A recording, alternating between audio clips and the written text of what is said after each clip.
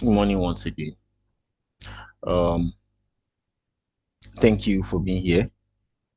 My name is Bankole Adekola, and I'm excited to spend the next, let's say, few hours diving into a topic that is not just academically fascinating, but also professionally critical for all of us. And that's the intersection of artificial intelligence and cybersecurity.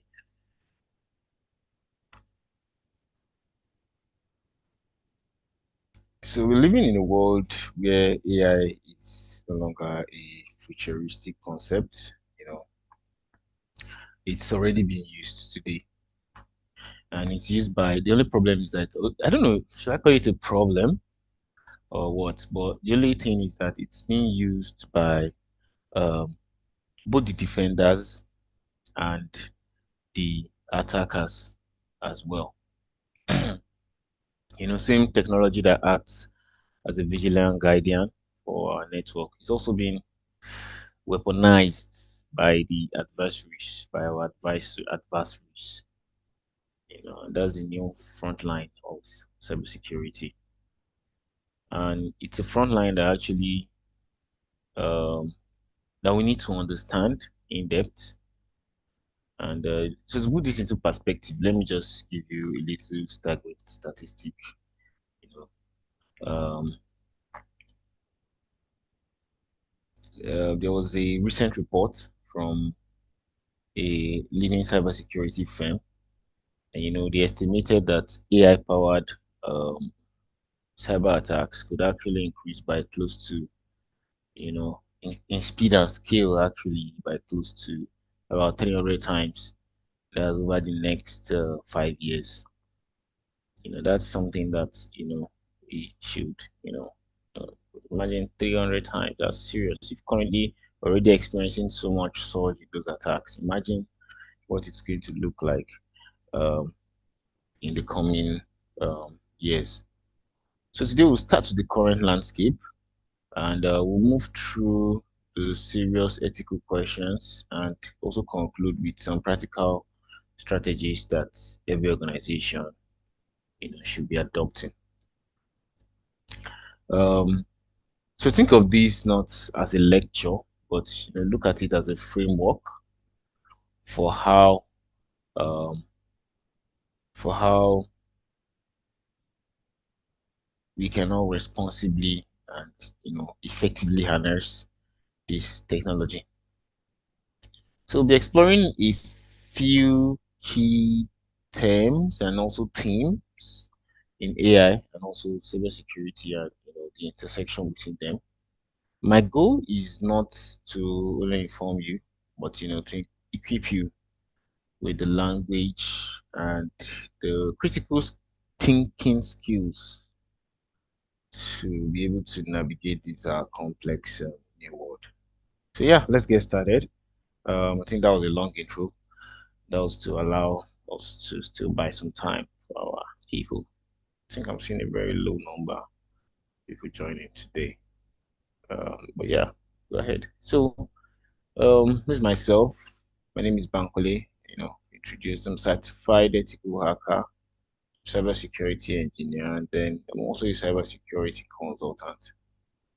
I've worked with computers for several years, decades, working with computers, and also several organizations. Like I always say, the best place to catch me professionally is on LinkedIn. Bankole Adekola, you see a very familiar picture on my profile. So you can just reach out to me, add me up on LinkedIn. Um, Push all your queries or whatever it is regarding tech, cyber, anything. Just reach out, and I'll be you know so much delighted to assist you. So just a quick session overview of today's session, which is the future, the ethics, and the strategy in cybersecurity and AI. So for today, our first point is going to be about the dual nature of AI in cybersecurity. I think I've been hammering that since we started. That's attackers and defenders using the same technology. And we get a crucial concept on, I'm going to grasp it. On one hand, we have AI's role in defensive strategies, and then AI is also a force, you know, in analyzing massive data sets in real time. And then it also helps us to automate our defenses. But we must also acknowledge the other side, and that's the attackers leveraging it to launch, several sophisticated and very invasive automated attacks. These days, our Yahoo boys now, not necessarily Yahoo boys, but our scammers are now very much able to, use AI, even ChatGPT, to perform some very, very simple, to write emails without having errors. And in the past too, we used to get most of our attacks from all those non-speak English speaking countries.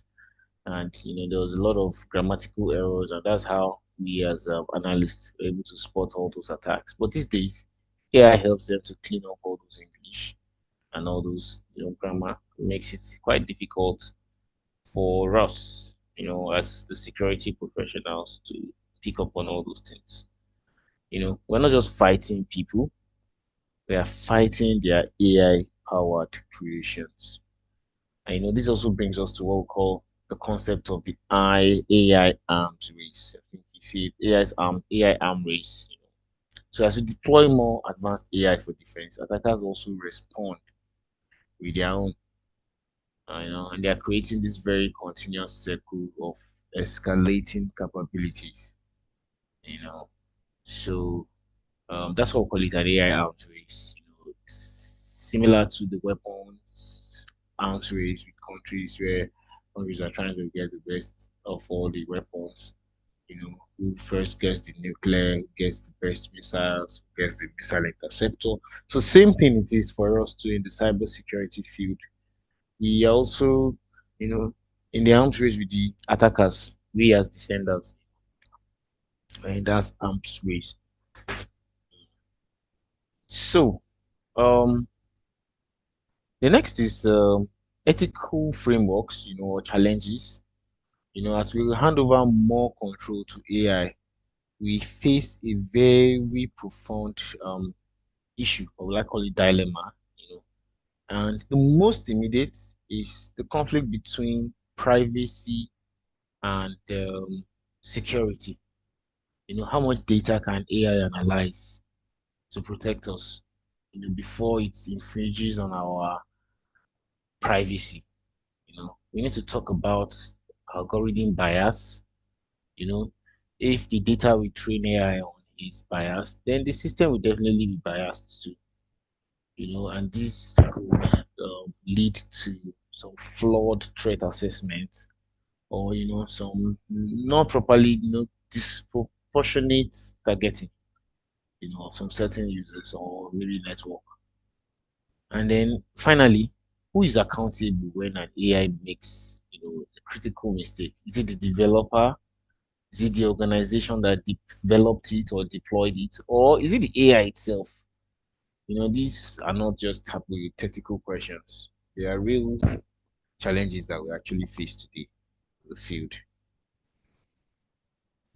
Next we'll talk about the strategic vision, or will I say strategic imperatives.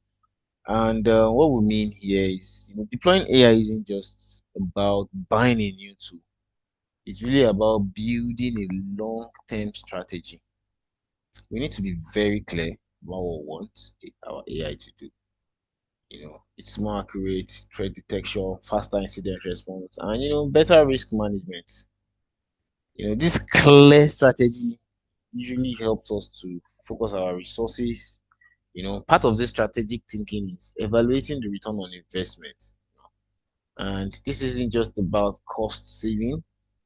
The true ROI of AI in cybersecurity is actually measured by its ability to be able to prevent breaches, to reduce downtime, and then to also strengthen the overall security posture. You remember we talked about the CIA triad of cybersecurity. We need to consider these factors to be able to justify and guide our AI investments. Finally, we'll look into the future. We're on the tip of major technological shift, actually, very tip. The generative AI is already being used to create, highly convincing emails, malwares, and it won't even be long before it is used autonomously to launch some multi-vector attacks. Simultaneously, we also talk about quantum computing and the threat, how it threatens to break our current encryption standard. Quantum computing, and so the answer is really accelerating. And this also brings us to one very last critical point, and that's governance.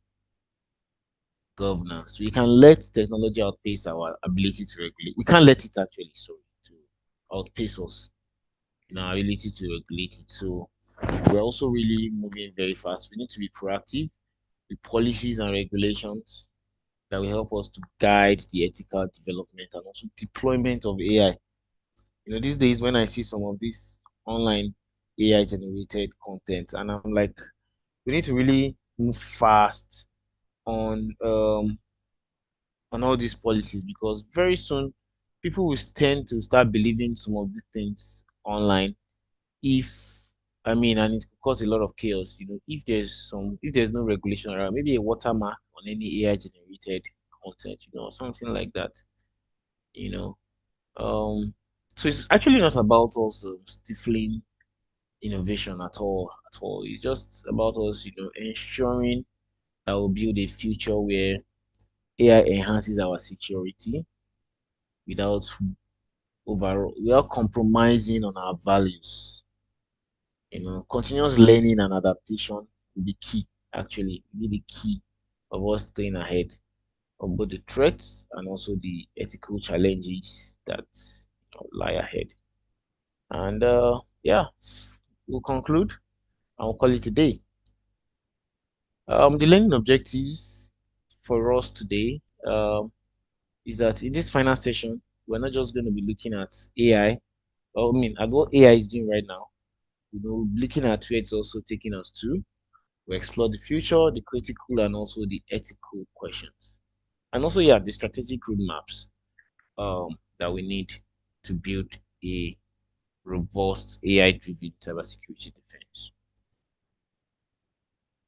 A quick recap of what we've learned previously. So in our first session, we provided a clear and concise overview of the relationship between AI, cybersecurity, and ways in which AI can both, enhance and also threaten cybersecurity measures, enhance and threaten, mark that word. So we've also been talking about this double-sided sword of cybersecurity and AI from day one.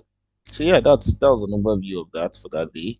And then in session two, we set the stage by discussing the current cyber threat landscape. Excuse me. And precisely why it has become a crucial component in our modern defense. We also, and the bulk of our session last week was on key applications of AI in cybersecurity. And we looked at specific areas like threat detection, vulnerability management, incident response, and many, many more. You can follow that, feel free, go back to the previous course, it's still on our YouTube page. So you can just feel free, dive into those concepts. And yeah. So yeah, now let's actually start today's lecture.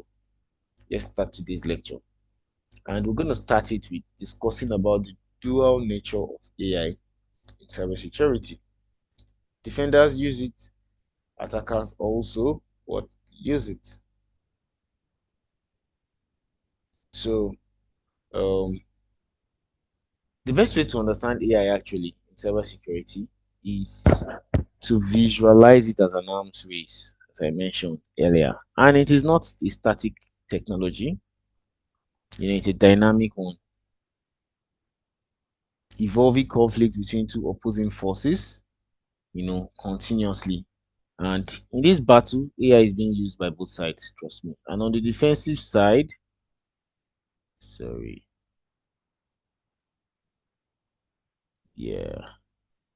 On the defensive side, sorry, it's a very, very incredible force. Think about our traditional security operations center. A team of analysts will just be staring at their screen, going through a whole lot of data, log data. It's a whole lot of work, trust me, especially on an industrial scale. But AI clearly changes that entirely. And an AI powered system can actually ingest and also process billions of data points, network traffic, and even the user behavior. And all this it does it, even system logs. And if you do all these things in real time. So you can see that it's not just faster, it's actually capable of seeing patterns that will have been invisible to our human eye. And we can't just do without it. A great example of this AI powered stuff is the AI powered fraud detection. You see it everywhere currently in most of our fintech applications. Every time you swap your credit card, an AI is actually analyzing that transaction in milliseconds. It's comparing the amount, comparing the location, going through your BVN and your NIN, and the merchants also. All this doing it also against your typical spending habits. All this happens at the back end, trust me. Most of us might not know. Happens at the back end. We have what we call the AML, that anti-money laundering, that runs at the back end, and all these things are powered by AI. So when you perform a transaction, if you've been flagged before from a platform, you won't be able to, do this on several platforms because there's an integrated system that runs at the back end. Although some fintechs have not really, come up to that speed, but yeah, it's a step in progress. We see this happening in apps like OPay. When you're trying to transfer some heavy amount of money at night, you see that OPay will flag it and start telling you to turn your eye, turn your head and open your mouth and all that. All these are all AI. Even that process of identification is also AI powered. It's the AI that knows whether you've actually blinked your eye, whether you've actually opened your mouth. And so, these are some of the things. So if you've never transferred such huge amount of money, you know, back to back or maybe to a particular account, AI will flag it instantly. Instantly. Flag it as an anomaly. It is flag it as an anomaly, anomaly, something that is not normal. So this is actually an act of predictive analysis and threat detection. Both of them happening in real time. If on a normal day, if it was a human that was to do that, first of all, run the predictive analysis somewhere else separately before you now come and start looking through some threat detection. By then, the person running the transaction would have carted away with a whole lot of money. And, so it's not really practical. So another defensive use is also the automated incident response. For low level and routine threats, a human is actually not always needed. If an AI detects a known malicious IP address, trying to access a server, it doesn't need to ask for permission at all. It will automatically block that IP, quarantine the affected system, like isolate it and create a report for you as a human analyst, which you can review later. Just all this action alone has already freed up the most valuable resource, and that's the human skill. That gives us, enough time to now truly focus on some maybe novel and complex threats that's probably the AI might be missing out on. I've worked in some environments where we use some, EDR solutions, that's extended detection and response. And all that does is like it's like likewise like an advanced antivirus. And what it does is that it just observes what the user is doing. If, for instance, it notices somebody trying to encrypt a file, so based on the rules actually that is being set for a backend, but when it's properly configured, If a file or somebody or something is being encrypted, a document is being copied unauthorized, it will flag it instantly, send us an email to the security center. That somebody or some form of somebody is deviating from the rules that have been set. So it's actually happening already, and it's really, really, really. And then sometimes too, yeah. What brought me to that point was that sometimes, as much as it automates all these things, sometimes it's also not sure. It's also not sure, and so it comes and it places it in a fold in a particular under a tab. For you as a human to now come analyze, and then once you analyze it, what I do personally is once I analyze it I and I notice there's a threat, the next thing is to mark it as a threat. Once you mark it as a threat, trust me, the next time similar threat comes on board, the AI is going to automatically detect it and do the needful. Doesn't even need to now flag it for you again as a human to, analyze it. But the real challenge and the reason we call this, maybe the arms race is that attackers are also using the same technology. And we had a compelling case study um, of a deep fake fraud incident that happened in early 2024 or in the early 2020s. You know, which a finance worker in Hong Kong was actually invited to a video conference call, you know, with what he believed or what they believed with several senior colleagues. He was a financial guy and he was invited and he saw all his other board members on the call, including their UK based CFO. Everything seemed normal, the voices, the faces, everything very familiar.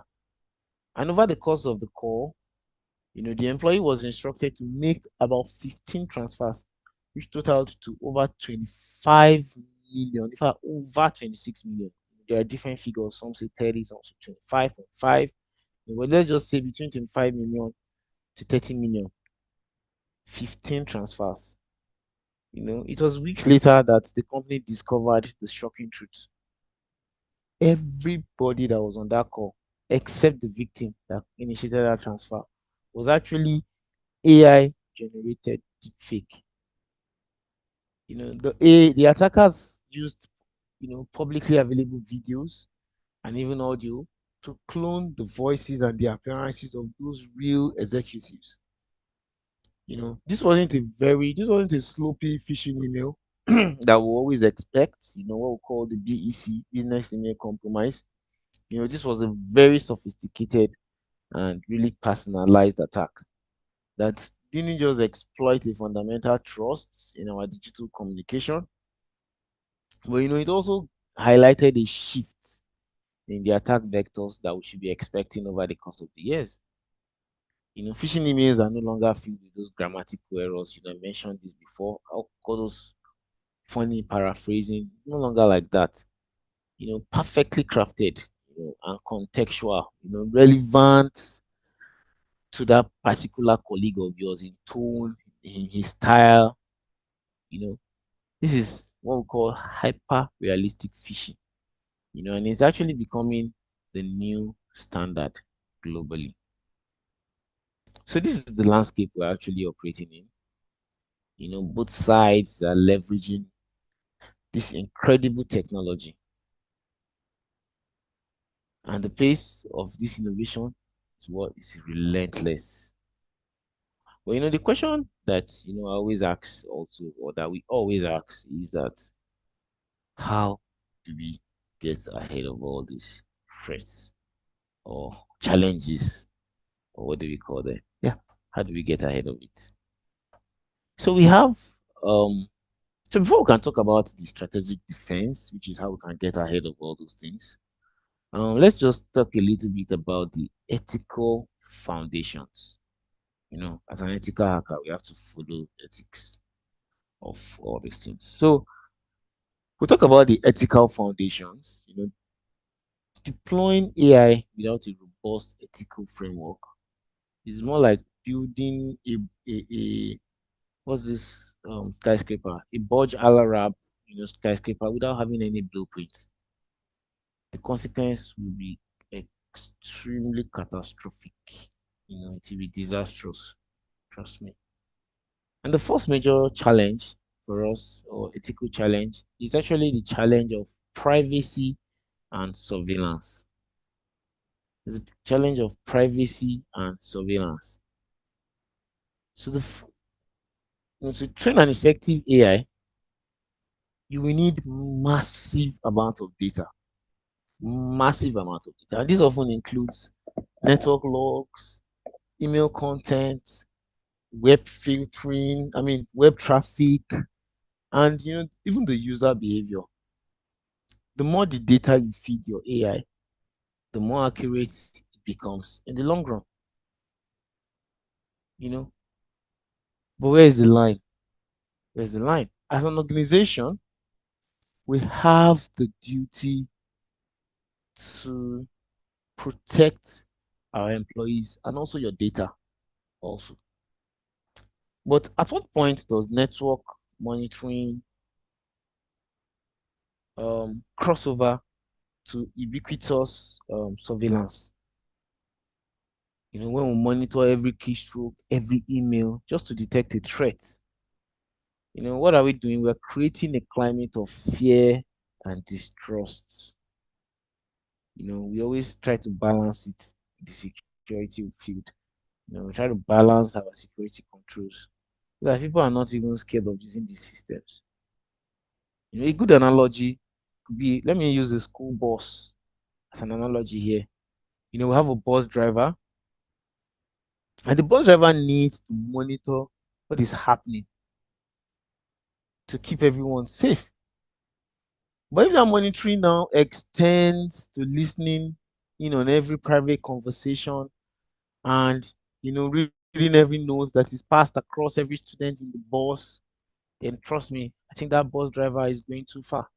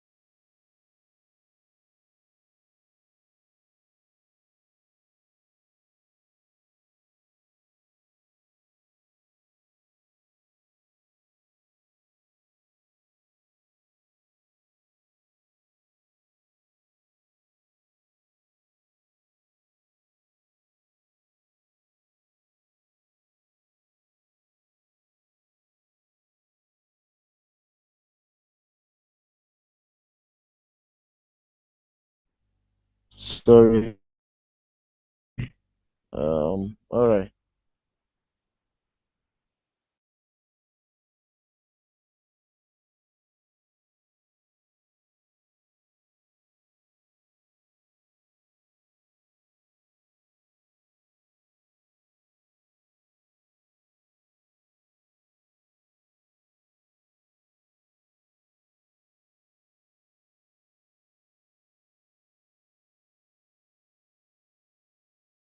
See, we're back.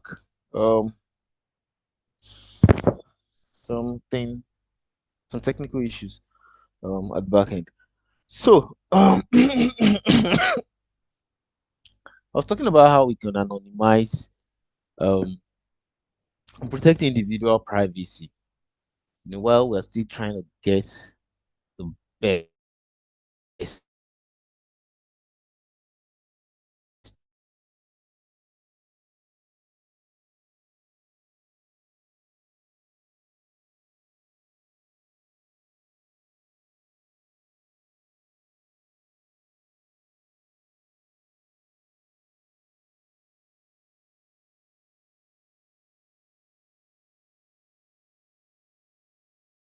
problem. Where an AI model is not only as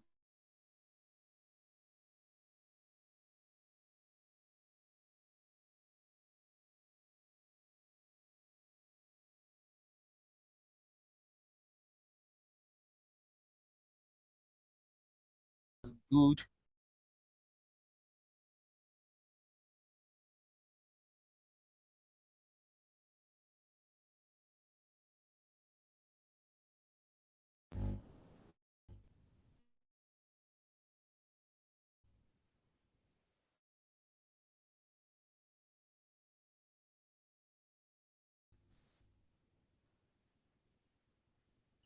Share. Nope.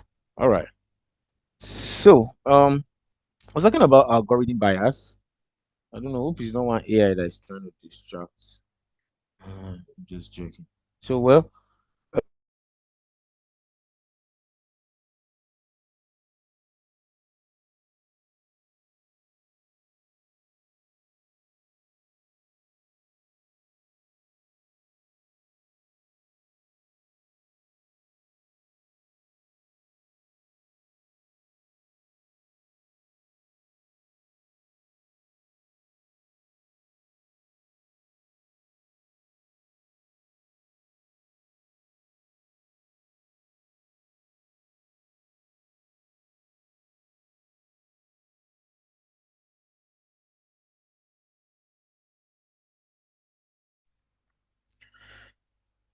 yes. I apologize for the break in transmission or technical glitch. So yeah, we're talking about algorithm bias, and this is a particularly insidious problem. Like I said, and that's because an AI model is only as good as the data it is trained on. Based on the data you train your AI model on, that's how good it's going to be. So if that data is lopsided or unrepresentative, then that AI will learn biases. So, for example, there was actually an AI recruitment tool that particularly discriminated against women. And you know why? And that's because it was trained on male dominated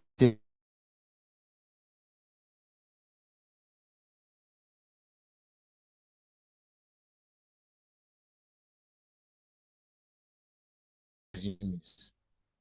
It was trained on male dominated resumes. And this isn't a force into the algorithm. And that has led a particular group or group of people or team. And this is a real problem in a globalized world, and it shows how AI bias can become a social and even a geographical issue. This brings us to the next ethical challenge, which is the black box problem. So we use these incredible machine learning models, but we often don't know why they do what they do. So it's like a magician's trick. You can see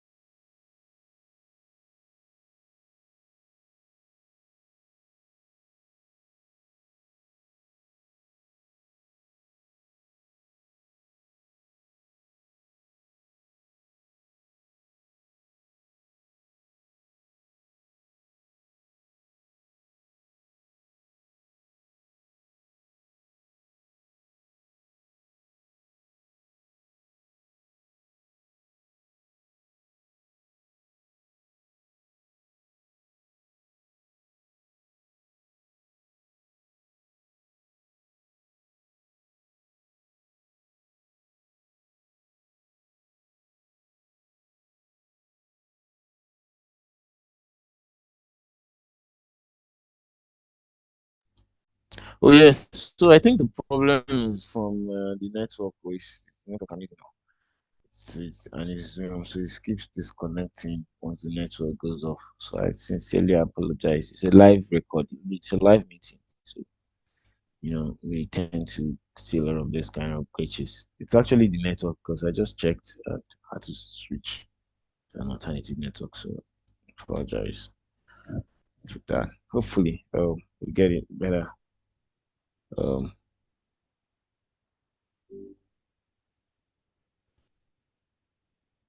So yeah, I was speaking on the ethical challenges, and I was talking about, yeah, I was giving an analogy of the magician's trick. I don't know if that's where it stops, but I gave the magician's trick analogy where there's a card that just appears, but you don't know how it got there.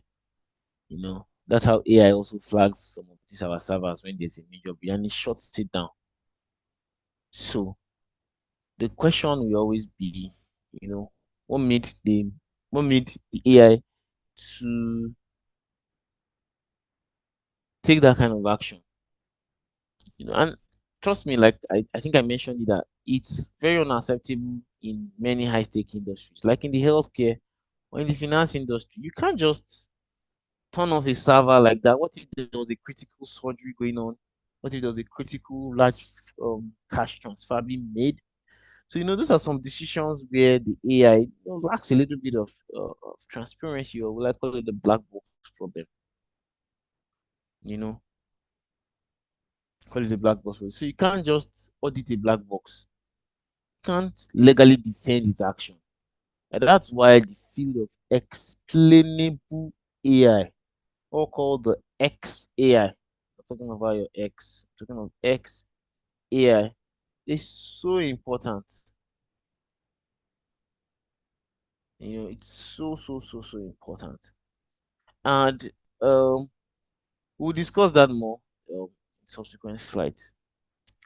Finally, we have what we call accountability. Accountability issues or challenges. And this is a challenge, or this is a legal, I would like to call it an ethical quagmire issue, yeah, actually. And if an AI makes a mistake that leads to a data breach, who is responsible? So an AI has made this mistake, and an attacker has been able to pass through. Who do we hold responsible? Is it the developer? Is it the company that purchased the software? Or is it the chief information security officer that deployed it? Well, I don't know the answer. Trust me. But right now, there are legal frameworks that are still catching up with technology. But as security professionals, we need to be part of those conversations so that we can actually push for clarity on who holds the ultimate responsibility, and decision made by an AI system while automated. You know, we need to know these things. So the next thing that we'll be talking about, um, since we have those ethical considerations in our mind, the next thing we'll talk about is how do we now build a strategic defense? We can't just throw AI at the problem and hope for the best. No, no, no, no, it's not done that way. We need a deliberate and thoughtful strategy.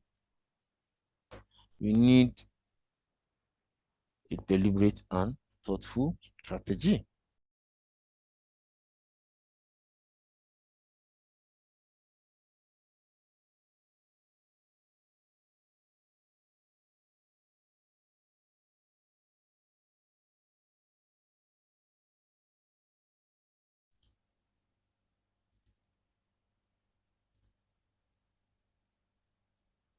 The first imperative is to adopt a hybrid human in the loop system. That's one of our defensive strategy here. It is to adopt a hybrid human in the loop system. And the goal of AI is not to make humans obsolete. So don't, it is actually to make us as humans superhuman. So think of an AI not as a replacement for an analyst, but as the most powerful tool. The AI can handle the 99% of routine, simple alerts and threats, freeing up human analysts to focus on that remaining 1% that is truly truly critical. The human is actually the ultimate decision maker, especially in cases with high potential impact. The AI provides the data,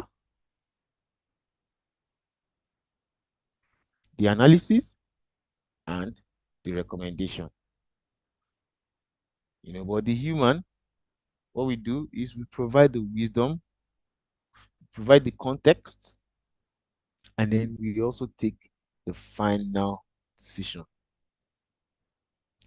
This is how we ensure both speed and accountability are in place. A real example of how AI is used, of this, I mean, is how AI is actually used in medical diagnostics.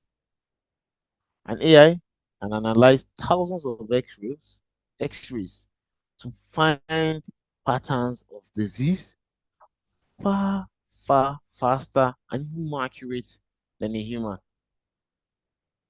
But the final diagnosis is never made by the AI alone at all. A doctor, which is now the human in the loop, must review the AI findings and based on his experience or judgment, make the final call. That is the same principle that applies here. That's what we call it human in the loop. Same thing when you're running automated hacks I mean using AI tools, you know,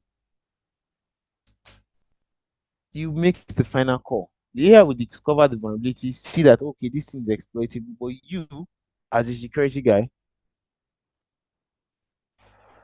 it's in your ball to make the final call.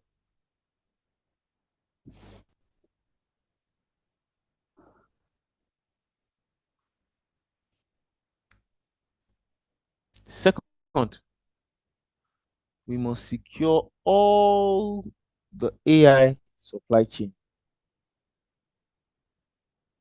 We must secure the AI supply chain.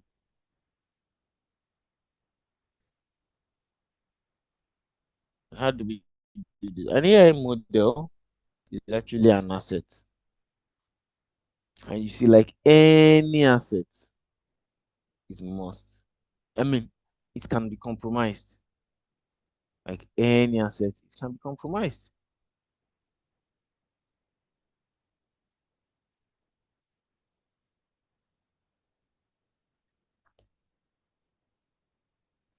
So what if an attacker actually poisons the data that you now use to train your AI? What happens? Or yeah, imagine a malicious actor subtly injecting bad data into your training set. AI might learn to ignore certain types of attack, or worse, to misclassify legitimate activities as malicious. It will now cause chaos and false positive. We also need to secure the models themselves, to prevent attackers from manipulating them in production. This is a new and emerging field, but it is very, very, very critical. Third, we have to demand explainable AI, which I talked about before, which is called the XAI. I promise to explain later. So XAI, not your XO, XAI, as in XY, XAI. The black box isn't just an ethical problem. It is a strategic weakness. And a good security AI should be able to tell you why it made a certain decision. For instance, instead of just saying this login is malicious, an AI model would say the login from a new IP address is unusual due to the geographic, I mean, it's in an unusual geographic location, you know, and then the user's normal pattern of behavior has been altered, and that is why he took his action. Or probably I blocked this IP because these three attack patterns blah blah blah blah blah blah blah. You know, we need an AI that can justify its decisions, just like us as humans. If I say if I run over a a a speed bump, I can tell you I can justify my action or I can justify my decision. Probably, oh, I just felt like hitting the brakes might not have paid, or I saw a vehicle coming behind and I forgot hitting the brake. The vehicle could ram into me. I could justify my decision. And when we do that also in AI, it also gives the human analyst the context they need to make an informed decision. And it also gives us an opportunity to learn from the AI. Because of course, AI tells you, oh, I flagged this because of that. And even you next time as an analyst or as a cybersecurity professional, you are learning from those patterns, that the AI is flagging. This is not just about trusting the AI, it's about trusting the data and then the reasoning behind its decision. You get that? Yeah. Finally,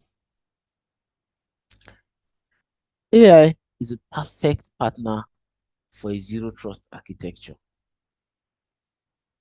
The zero trust model is actually built on the principle of never trust, but it's always verify.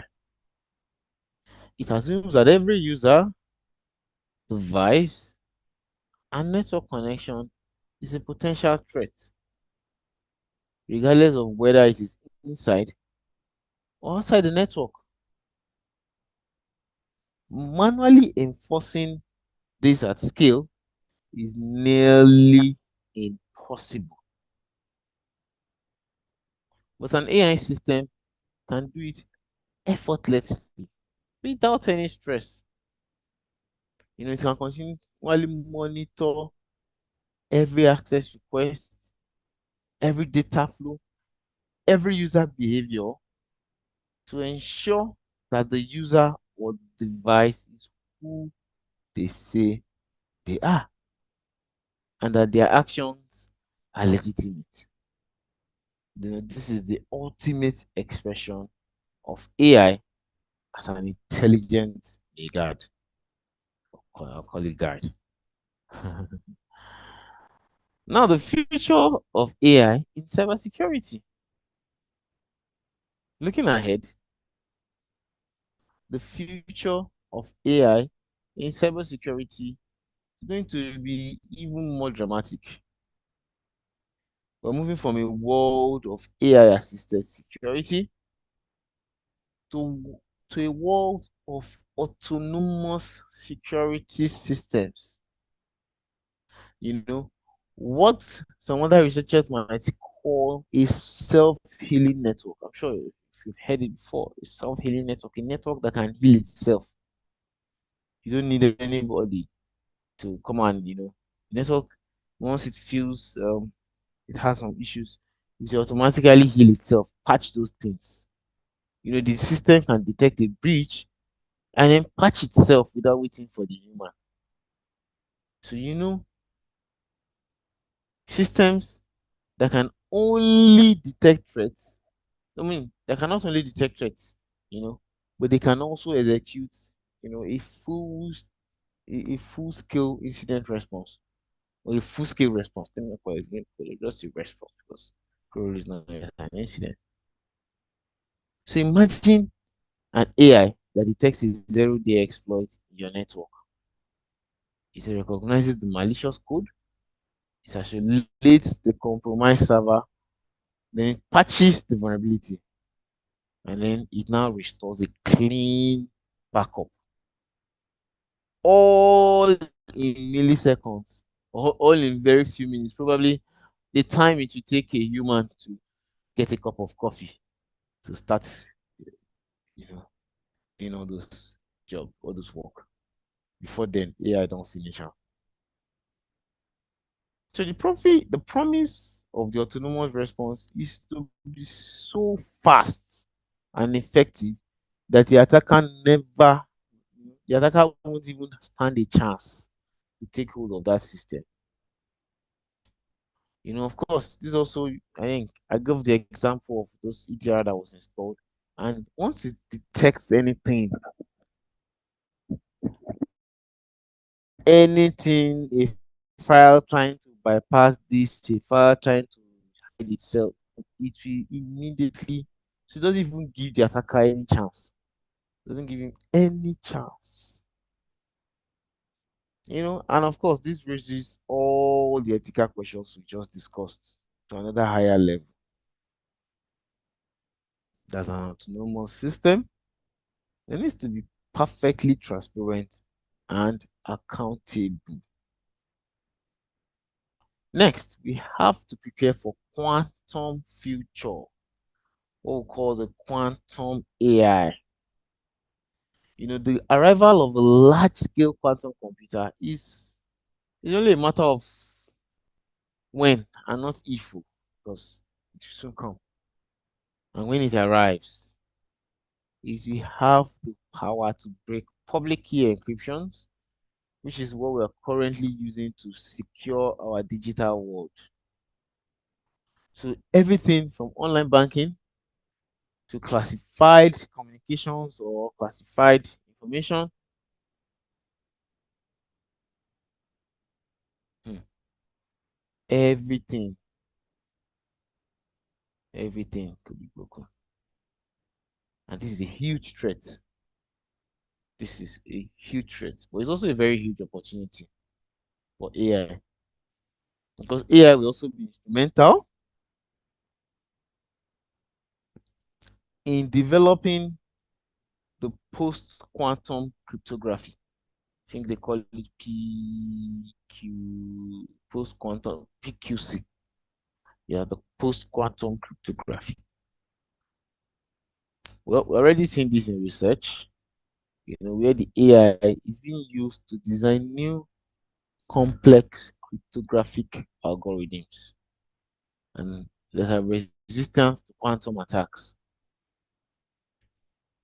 AI will also be needed to manage the massive and complex transition to these new encryption standards across all of our digital infrastructure.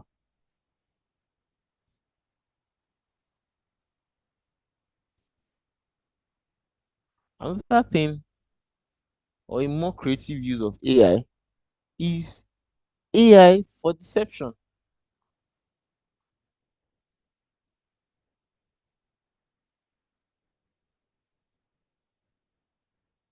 AI for deception. So instead of just playing defense, we can also use AI on the offensive. Actually, not by attacking, by deceiving. So AI can be used to create highly realistic honeypots. And what we mean by honeypot, just as the name implies, a honeypot. It's a fake network, fake server, and fake data that will look just like the real thing.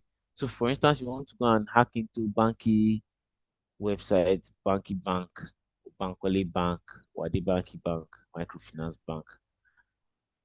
You want to go and hack into it, but you think you're already on my network. But funny enough, when you honeypot, and all that we'll be doing in that honeypot is that we'll be observing what you're doing, how you are doing your attacks, and you know the AI can actually engage with the attacker, and if you make him pretend, it will pretend like it's the real system. It will collect valuable intelligence about the tactics of the attacker, the tools the attacker is using, and the procedures that this attacker is using to carry out all these attacks. This is a game changer, trust me, because it gives defenders an unprecedented window into the mind of the attacker. It is a strategic move, very strategic move from a reactive posture to a proactive one. And finally, the future will be shaped by regulatory frameworks. The future of cybersecurity will be framed by regulatory frameworks. I mentioned this earlier, that very soon we'll have a lot of frameworks and regulations around cybersecurity. You know, we've seen acts like the EU's AI Act. It's an example. It's the first major comprehensive um, set of laws guiding the use of AI.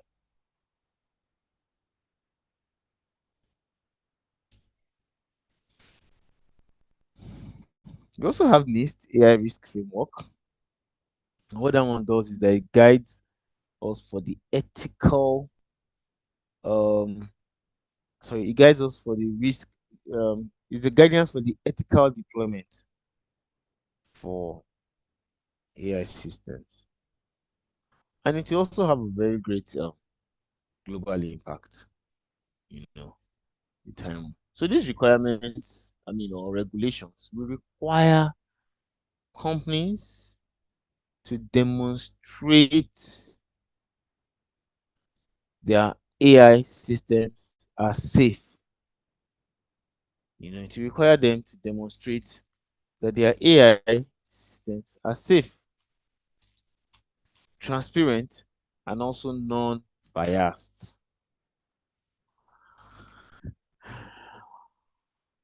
For us in the security world, this means that our AI tools must be auditable. They must be able to audit our AI tools. They must be explainable.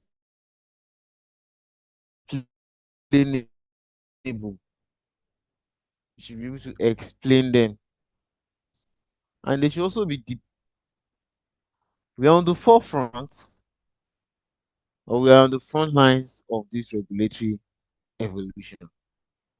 And, you know, we're trying our best to keep up. So, final thoughts. I'm going to wrap up pretty soon.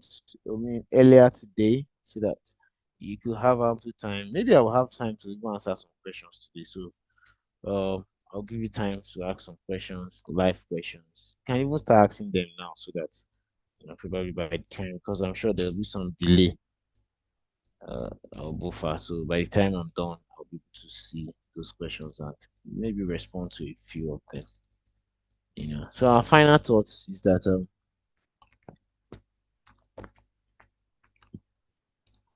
yeah, to wrap up,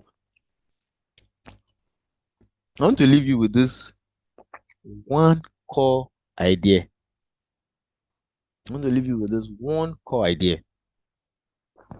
AI is not a silver bullet. It is not a silver bullet. It is a very powerful tool. It is a tool, and a very powerful one. A very, very powerful one. You know, its effectiveness and its impact on society will be determined by how we choose to use it. The future of cybersecurity is a collaborative one, a partnership between human intelligence and also artificial intelligence. Our role as security professionals and as leaders in this field is to ensure that the partnership is built on a solid foundation of ethics, transparency, and strategic foresight. The challenges are immense. They are immense. There's a lot. You know, we an face an AI arms race, actually. A minefield full of several ethical dilemmas, you know, and a rapidly changing technological landscape. But the opportunity is even greater. The opportunity is greater to create a world where our digital lives are safer, more resilient, and more secure than ever before. This is a mission that every single one of us shares. This is a mission that every single one of us shares. Thank you very much. And this is where I'll call it a day. Thank you for your time. Thank you for your attention. You know, wrap it up with this, and I'll hand over to my colleagues. I guess they are the ones coordinating the question. I mean, the assessments. I'm not sure of how they are going to do that, but just give me a moment while I answer your questions that you might have put on the box. I don't know, is there any question?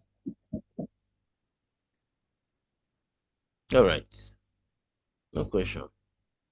All right, nice. Thank you. That's good. Uh,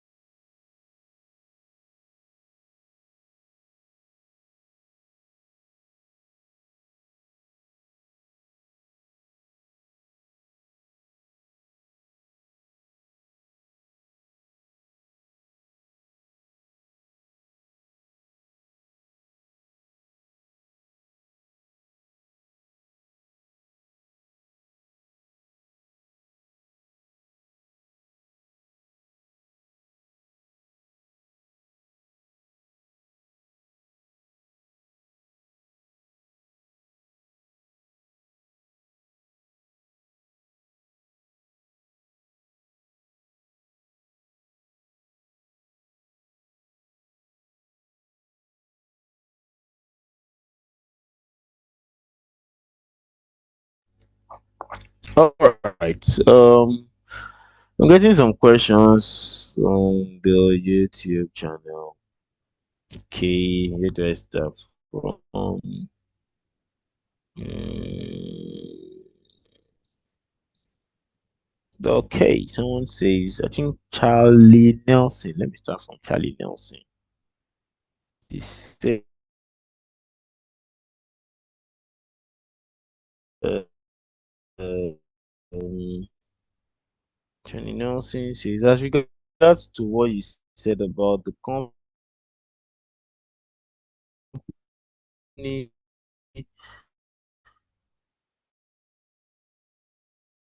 that he said was attacked using deep fake is what I said. Deep seek is an cybersecurity to detect in case we are calling. So yes, so there are different tools now. There are different tools to detect it. AI will try its best. You remember I mentioned that AI has learned. If it doesn't learn that particular pattern, if you bypass it, it can lie. But you know, that is also where we also tell humans that they should be vigilant.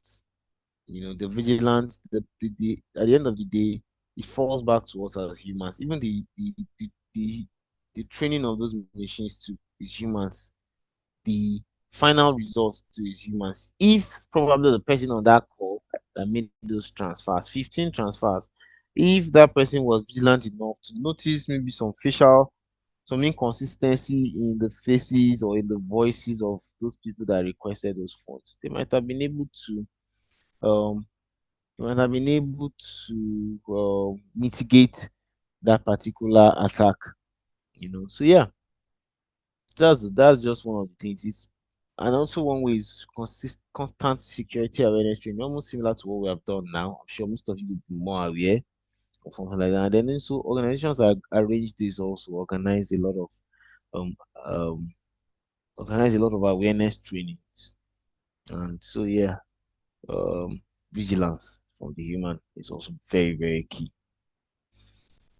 So another question is, you talked about future of AI. How sure are you? I think this is from Lami Sarasu. Sorry if I don't pronounce that well. Sarasu. You talked about the future of AI. How are you sure that attackers are not going ahead of us? Well, we can't say, but we're trying our best to also meet up with the attackers also. So we're trying our best. We too, we are not sleeping as much as the attackers are not sleeping. So that's why it's an arms deal race. I mentioned that it's both ways. The attackers are trying their best. The defenders are also trying their best. So it's both ways. We just hope that the attackers don't surpass us as the ethical guys. Yeah. So that's it. Somebody else says, that's Nicholas Miracle. Do you think AI will reduce human creativity? Well, I can't categorically tell you whether it will or not, but it's definitely an advancement to our technology or an advancement to our ecosystem. Just like in those days when there used to be a manual vehicle. In those days, people used to drive manual cars everywhere. You get, but automatic car got invented. Did it make us lazy with driving? I'm not sure. But it made it easier for us to drive. But it didn't necessarily make us lazy. It didn't affect our driving skills at all, you know. And so I think it will actually help us to improve our creativity and not actually, it depends on usage, but I think generally it's going to improve our creativity. In the next children born in 2010, 2015, they are the ones that we really, when they come out, you will find out this, you will see the way they are going to be using this AI, artificial intelligence, that it's going to blow our minds. You know, Same thing. Imagine back then our parents used to be extremely fascinated with Facebook and even some of those technologies. But now we have even left them there. It no longer fascinates us. There are some other things that now fascinates us, which is a little bit more. So that is how it is. It's the trend. Before then, Google, I mean, people had access to browse and all that. So it helped us actually. Back then, our parents were not even so receptive to having Google. They would tell you, don't go to search, don't do this, use your head. But it has helped us. We now have direct access to information as compared to during their own age. So I think it's actually going to help us um increase our creativity rather than reduce it. You know, it's just the usage, and that's why we talked about the ethical concerns about it too. So yeah. Somebody else says, "Do you think there will be a wild?" This is Omar Miracle. Do you think there will be a wild gap in the future between those that explore the use of AI and those that do? Yeah, it's almost similar to what there will be a very wide gap because it's the next big thing. In fact, there will be another bigger thing after it.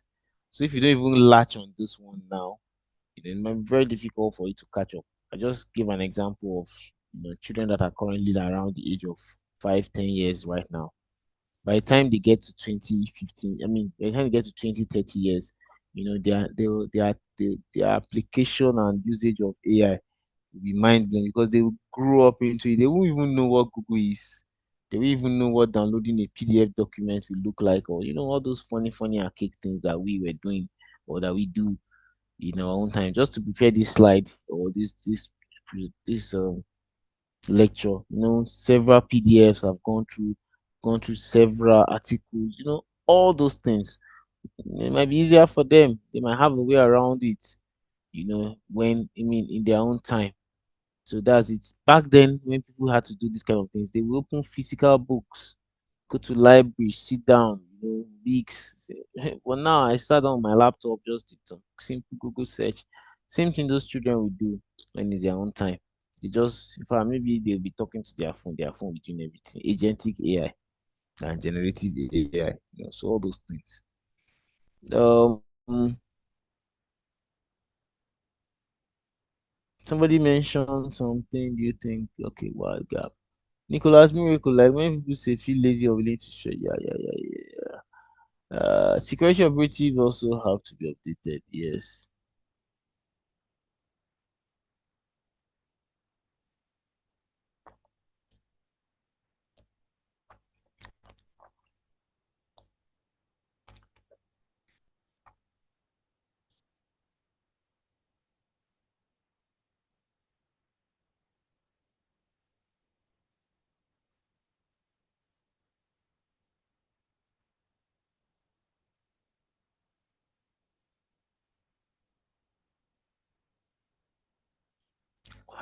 How can AI be leveraged to detect and respond to the faster than that? Yeah, so it's already been leveraged. This is a question from Bamidele Akinola. So yeah, it's already been leveraged, honestly, to detect a whole lot of already.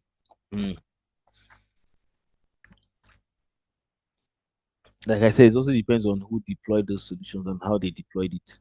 But it's already been utilized, very much being utilized. To block 0 days. And even APTs, that's advanced persistent threats.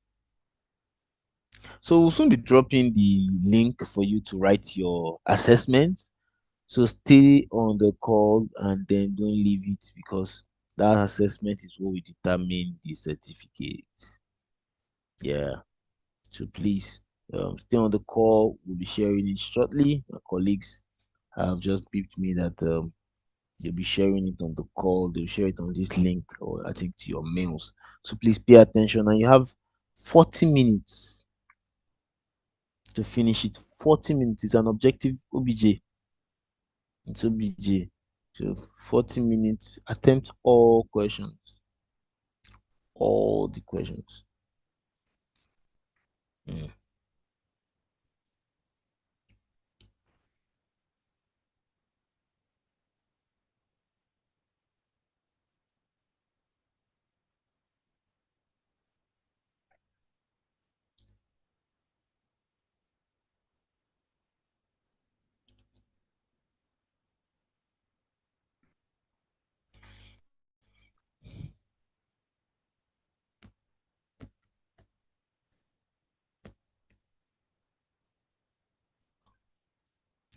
Okay.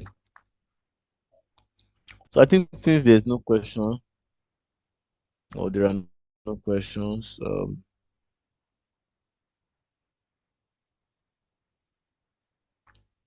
I'll just call it a day. Um, or just hold on. Let me reach out and find out the link for your.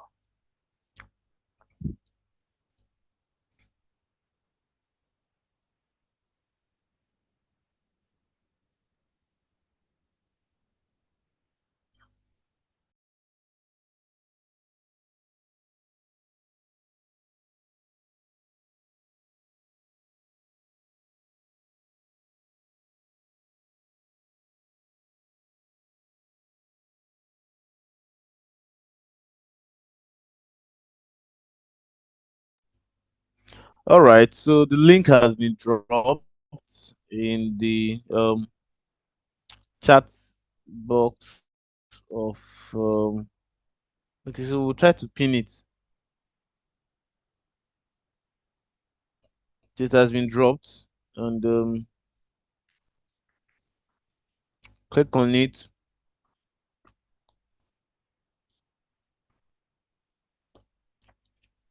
and write your assessments quickly. So it's been pinned to the top. You just click on it. You have 40 minutes. You have 40 minutes. Once you start and you exhaust your time, you lose the link, and you can only write it once. If we notice multiple, um, if we notice multiple writings, you'll be disqualified. So you write it only once. Once. I repeat, don't write multiple submissions, just one. And ensure you finish it on time. So good luck. Your time starts when you click your link. Enjoy the rest of your day.